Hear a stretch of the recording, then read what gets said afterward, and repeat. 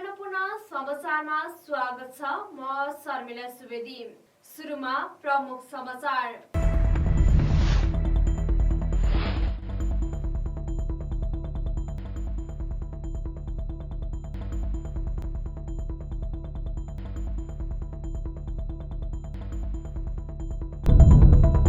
Party र नेतृत्व निर्माणमा परम्परागत मान्यताबाट बाहिर आउन नसकेको माओवादी अध्यक्ष प्रचण्डको स्वीकारोक्ति।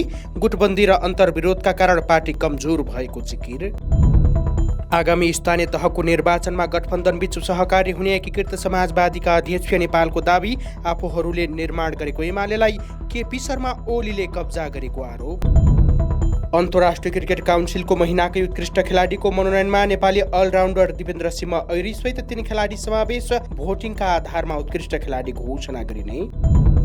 र पाकिस्तानका प्रधानमन्त्री इमरान खान विरुद्ध अविश्वासको प्रस्ताव पेश। अर्थतन्त्रलाई गलत ढङ्गले व्यवस्थापन गरेको र सुशासन कमजोर पारेको आरोप। समाचार अब विस्तारमा। उद्योग वाणिज्य तथा आपूर्ति मन्त्रालयका लागि सत्तारूढ गठबन्धनभित्र हानथाप चलिरहेको छ। कांग्रेस, माओवादी, एकीकृत समाजवादी र जसपाले नै उद्योग मन्त्रालयमा दाबी गरेका छन्। यसले प्रधानमन्त्री शेरबहादुर देउवालाई अप्ठ्यारोमा पारेको छ, जसका कारण प्रधानमन्त्री देउवाले मन्त्री परिषद विस्तार गर्न सकेका छैनन्। एक रिपोर्ट। प्रधानमन्त्रीको सचिवालयका अनुसार 4 पार्टीले एक मन्त्रालयमा दाबी गरेपछि उद्योग मन्त्रालय नेतृत्वविहीन हुन पुगेको हो। प्रधान न्यायाधीश चुलेन्द्र शमशेर जबरासँग नाम जोडिएपछि असोज 22मा मन्त्री भएका गजेन्द्र हमालले असोज 24 गते राजीनामा दिँदा उद्योग मन्त्रालय मन्त्रीविहीन बनेको छ। कांग्रेसको कोटाबाटै गजेन्द्र हमाल मन्त्री नियुक्त भएको भन्दै प्रतिरक्षा गरेका सत्ता घटक माओवादी केन्द्र र नेकपा एकीकृत समाजवादीको पनि उक्त मन्त्रालयमा दाबी रहेको छ। तर प्रधानमन्त्री देउवा भने उक्त मन्त्रालय कांग्रेसकै भागमा राख्न लागि परेका छन्। यद्यपि हमालले राजीनामा दिएपछि उद्योग वाणिज्य तथा आपूर्ति मन्त्रालय प्रधानमन्त्री देउवाले नै सम्हाल्दै आएका छन्। यस्तै कांग्रेसको 14औं महाधिवेशनमा महामन्त्रीमा नराम्रो पराजय भोगेका मिनेन्द्र रिजालले पनि रक्षा मन्त्रीबाट राजीनामा दिएका थिए। रक्षा मन्त्रालयको जिम्मेवारी पनि प्रधानमन्त्री देउवाले सम्हालेको अवस्था छ। देउवाले राज्य मन्त्री उमेश श्रेष्ठलाई उद्योग मन्त्री बनाउने चर्चा छ। वरिष्ठ नेता रामचन्द्र पौडेलले भने तेजुलाल चौधरीको नाम देउबा समक्ष राखेका छन्। यता माओवादीले सत्ता घटकको दोस्रो ठूलो दलका हिसाबले संख्यात्मक हिसाब मिल्ने भन्दै उद्योग मन्त्रालय पाउनुपर्ने अडान राखेको छ। एकीकृत समाजवादी र जसपाले पनि उद्योग मन्त्री आफूले पाउनुपर्ने अडान राखेका छन्। गठबन्धनको सरकार निर्माण हुँदा सबै पार्टीले समान संख्यामा मन्त्रालय दिने सहमति विपरीत असोज 22मा सरकारले पूर्णता पाएको उनीहरूको तर्क छ। पार्टीको महाधिवेशनमा प्रधानमन्त्री देउबाको सहजताका लागि समान संख्यामा मन्त्रालय पाउने अडानबाट ब्याग भएको उनीहरूको तर्क छ। अब प्रधानमन्त्री देउबाले उदारता देखाउनु पर्ने माओवादी, एकीकृत समाजवादी र जसपाका नेताहरूले बताउँदै आएका छन्। नेकपा माओवादी केन्द्रका अध्यक्ष पुष्पकमल दाहाल प्रचण्डले गुटबन्दी र पार्टीभित्रकै अन्तर्विरोधका कारण मुलुकको परिवर्तनको जस माओवादीले लिन नसकेको बताएका छन्। बुधबार काठमाडौँमा पार्टी निकट नेपाल उद्योग व्यवसाय महासंघ प्रस्तावितको केन्द्रीय तदर्थ समितिको पूर्ण बैठकलाई सम्बोधन गर्दै प्रचण्डले आजको परिवर्तनको प्रमुख भाग माओवादी भए पनि गुटबन्दी र पार्टीभित्रकै अन्तर्विरोधका कारण त्यसलाई स्थापित गर्न नसकेको बताएका हुन्। माओवादी अध्यक्ष प्रचण्डले पार्टी र नेतृत्व निर्माणमा परम्परागत मान्यताबाट बाहिर आउन नसकेको समेत बताएका छन्। पार्टीको केन्द्रीय कमिटीमा समावेशीका साथै बाह्य क्षेत्रको सहभागिता पनि गराउनुपर्ने आफ्नो प्रस्ताव गरेको र त्यसमा समग्र पार्टी गम्भीर रहेको उनको भनाइ छ। त्यस्तै प्रचण्डले अहिले पनि लगातार संविधानमाथि प्रहार भइरहेको भन्दै यसलाई जोगाउन लागि परेको धारणा व्यक्त गरे। समाजवाद उन्मुख अर्थतन्त्रलाई ठिक ढङ्गले लागू गर्नका लागि अघि बढ्नुपर्ने उनको भनाइ छ। मैले व्यवसायीहरूको पनि समुचित प्रतिनिधित्व भयो भने मात्रै पार्टीले सही आर्थिक नीति, व्यावसायिक नीतिको विकास गर्न सजिलो पर्छ। अब डाक्टर, इन्जिनियर वा टेक्निसियनहरू भयो भने मात्रै आजको चाहिँ विज्ञान र प्रविधिको नयाँ युगमा त्यसलाई आत्मसात गर्न सजिलो पर्छ। हामी परम्परागत राजनीति र सिद्धान्तका कुरा गर्नेहरूले मात्रै अबको सामाजिक रूपान्तरणको नेतृत्व गर्न सकिँदैन। यो स्पिरिटमा मैले राखेको छु। विधानमा केही संशोधन गरिएको छ। म तपाईँहरूको चाहिँ सबैको भनाइलाई आत्मसात गर्दै अहिले केन्द्रमा तपाईँहरूलाई प्रतिनिधित्व गराउने संस्थागत रूपमा कोसिस मेरो रहनेछ। त्यस्तै महासङ्घका संस्थापक अध्यक्ष कृष्ण प्रसाद आचार्यले माओवादीको विभिन्न कमिटीमा व्यवसायीहरूलाई कुनै स्थान नै नदिएको गुनासो गरेका छन्। त्यस्तै सहभागीहरूले अहिलेको अर्थतन्त्र सुधारका लागि आवश्यक कदम चाल्नुपर्ने सुझाव दिएका छन्। नेपाली कांग्रेसले स्थानीय तहको निर्वाचन केन्द्रित फागुन 29 गतेदेखि सुरु हुने निर्वाचन अभियानको कार्यतालिका सार्वजनिक गरेको छ। पार्टी कार्यालय सानेपामा बुधबार पत्रकार सम्मेलन गर्दै कांग्रेसले घर घर जाऊ कांग्रेस जिताऊ अभियानको कार्यतालिका र उद्देश्य सार्वजनिक गरेको हो। पत्रकार सम्मेलनमा कांग्रेसका प्रवक्ता डाक्टर प्रकाश शरण महतले सबैको काँधमा भारी सबैको काँधमा जिम्मेवारी भन्ने नारा सहित सबै नेता कार्यकर्तालाई आवश्यक जिम्मेवारी दिने बताएका छन्। उनले फागुन 29 गतेदेखि चैत 29 गतेसम्म चल्ने अभियानका लागि 77 जिल्लामा केन्द्रीय प्रतिनिधि खटाइएको जानकारी दिए। आगामी स्थानीय तह चुनाव केन्द्रित अभियान अन्तर्गत कांग्रेसको नेतृत्वमा विगतमा हासिल राजनैतिक र आर्थिक उपलब्धि जनसमक्ष विस्तारित रूपमा राख्ने एमसीसीका बारेमा जनतालाई जानकारी गराउने योजना कांग्रेसको छ। त्यस्तै केन्द्रबाट निर्धारित अभियानलाई व्यापक रूपले सफल बनाउने, सम्पूर्ण एकता तथा परिचालित हुने र आफ्नो समिति अन्तर्गत पदाधिकारी र सदस्यहरूलाई सम्बन्धित ओडामा अथवा आवश्यकता अनुरूप फरक फरक ओडामा परिचालन गरिने प्रवक्ता महतले बताए। अभियान व्यवस्थित र प्रभावकारी बनाउन पार्टीको सबै तहमा अनुगमन समिति गठन गरिने र समिति कार्यक्रमको कार्यान्वयन अनुगमन तथा कार्यान्वयन पछिको प्रभाव समेतको विश्लेषण गरेर पार्टीलाई सुझाव दिने उनले जानकारी दिएका छन्। भ्रमको खेती गर्ने प्रवृत्तिहरू विद्यमान छ, त्यो प्रवृत्तिलाई चिर्ने काम पनि हामी गर्छौँ र यो उद्देश्य प्राप्तिको लागि 77 जिल्लामा 77 जना केन्द्रीय सदस्य साथीहरू प्रतिनिधि भएर चाहिँ जाँदै हुनुहुन्छ।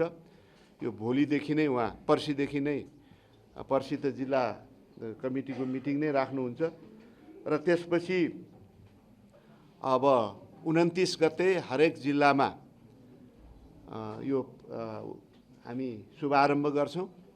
यो अभियानको शुभारम्भ हामी गर्छौँ र यो केन्द्रीय प्रतिनिधिहरूको मूल जिम्मेवारी सम्पूर्ण पार्टी पङ्क्तिलाई, स्थानीय पार्टी पङ्क्तिलाई अभिप्रेरित गर्ने, प्रभावकारी ढङ्गबाट परिचालन गर्ने र केन्द्रको निर्देशनलाई चाहिँ स्पष्ट रूपमा व्याख्या विश्लेषण गर्ने, यो कुरा चाहिँ केन्द्रीय नेतृत्वबाट हुन्छ।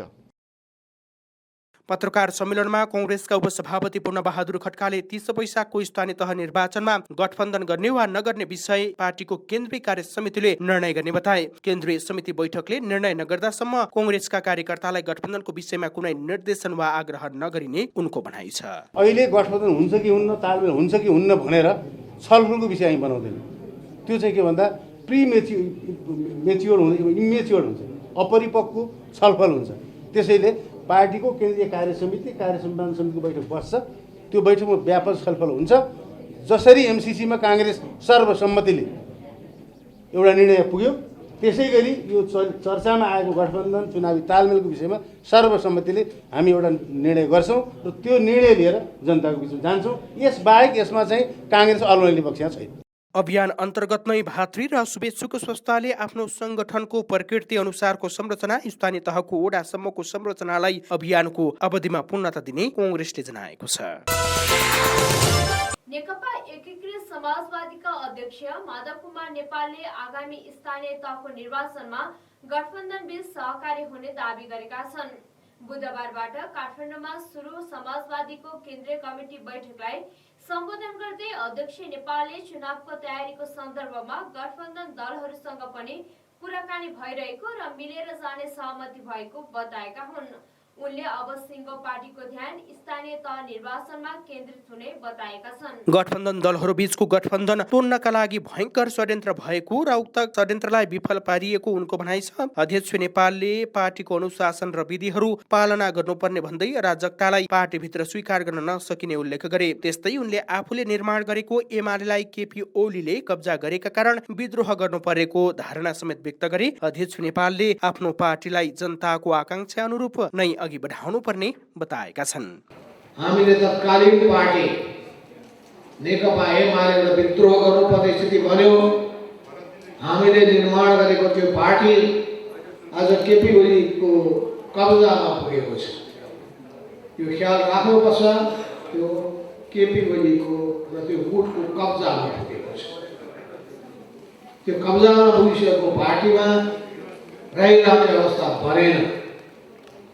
फलस्वरूप हाम्रो सामु दुईटा विकल्प थिए, कि त आत्मसमर्पण गर्नु कि त विद्रोह गर्नु।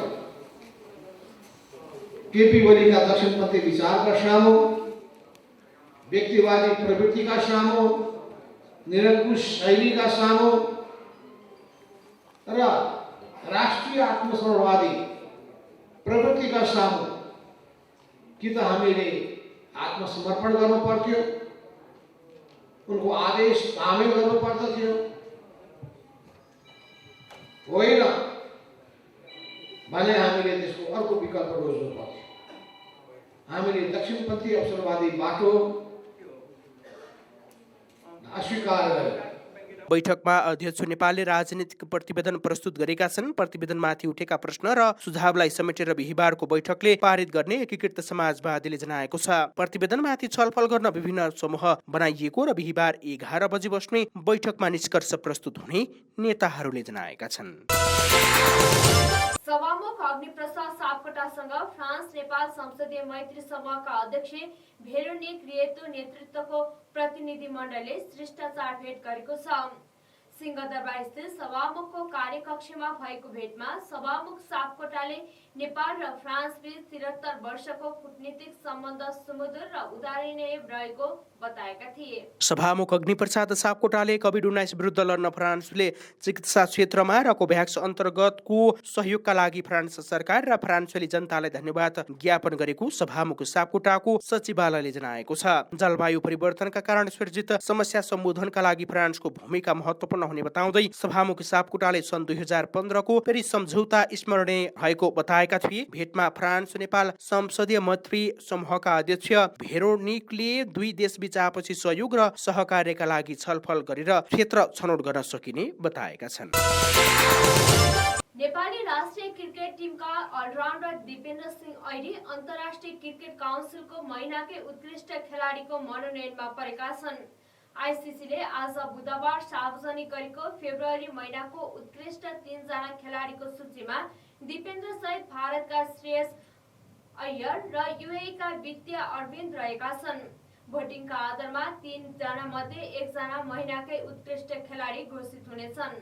आईसीसी टी20 विश्वकप ग्लोबल छनौटमा नेपाल छनौट हुन सकेन र तेस्रो स्थानमा रह्यो, तर नेपालका अलराउन्डर दिपेन्द्र सिंह ऐरीले उत्कृष्ट प्रदर्शन गरे। उनले प्रतियोगितामा 149 रन बनाउँदै 6 विकेट पनि लिएका थिए। यस्तै भारतीय खेलाडी श्रेयस अय्यरले वेस्ट इन्डिजसँगको एक दिवसीय र टी20 तथा श्रीलङ्कासँगको श्रृङ्खलामा पनि उत्कृष्ट ब्याटिङ गरेका थिए। यूएईका वित्तीय अरविन्दले आईसीसी टी20 विश्वकप ग्लोबल छनौटमा उत्कृष्ट ब्याटिङ गर्दै टिमलाई विश्वकपमा पुर्याएका छन्। 19 वर्षका अरविन्दले 5 खेलमा 267 रन बनाएका थिए। पाकिस्तानका प्रधानमन्त्री इमरान खान विरुद्ध अविश्वासको प्रस्ताव पेश भएको छ। खान विरुद्धको अविश्वास प्रस्ताव पाकिस्तानको तल्लो सदन नेशनल एसेम्ब्ली सचिवालयमा दर्ता भएको हो। अविश्वासको प्रस्तावमा पाकिस्तान मुस्लिम लीग, नवाज र पाकिस्तान पिपल्स पार्टीका 100 सांसदहरूले हस्ताक्षर गरेका छन्। अर्थतन्त्रलाई गलत ढङ्गले व्यवस्थापन गरेको र सुशासन कमजोर पारेको खाँडमाथि आरोप लाग्दै आएको छ।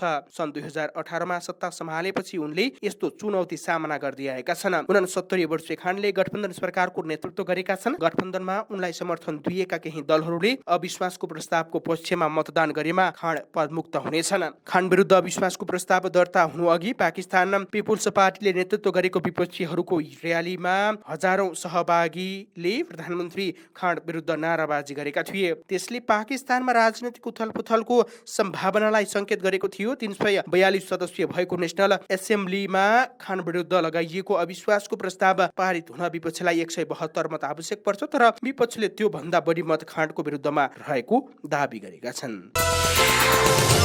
टिभी अन्नपूर्ण समाचार अहिलेलाई यति नै। टिभी अन्नपूर्ण तपाईले हाम्रो वेब पेज tvannapurna.com सँगै फेसबुक, ट्विटर, युट्युब तथा मोबाइलमा टिभी अन्नपूर्ण एप अनि विन्डोज मार्फत आफ्नो टेलिभिजन सेटमा समेत हेर्न सक्नुहुनेछ।